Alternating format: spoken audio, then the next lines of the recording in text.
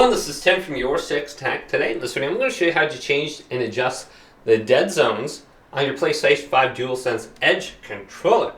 So to do this, we want to go to Settings, scroll on down and go to Accessories, then go to DualSense Edge Wireless Controller and go to Custom Profiles. Then choose a custom profile or assign one.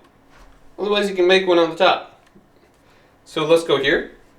And then let's go to where it says Stick Sensitivity / Dead Zone.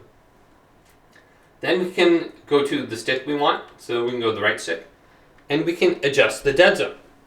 And you can see how much the dead zone is applied. This little black circle right here is going to show you how much you have to move your thumbstick before the stick movements is actually registered.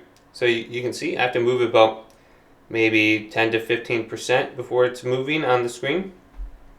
So it's quite big. So this will eliminate the stick drift on your controller. Otherwise you can just replace the right module without replacing the entire controller. And then you can look at different sensitivity curves under here as well. But you can easily adjust the dead zone in the settings, and then you have to go to the game settings and adjust those too. So each game is probably going to have some sort of dead zone adjustments where it's kind of set to like 15% automatically. And then you got to change those down to like a relatively low number. But hopefully this video did indeed help you out. If it did, leave it a big thumbs up and subscribe to my channel down below for more tech help videos coming up next on Your 6 Tech.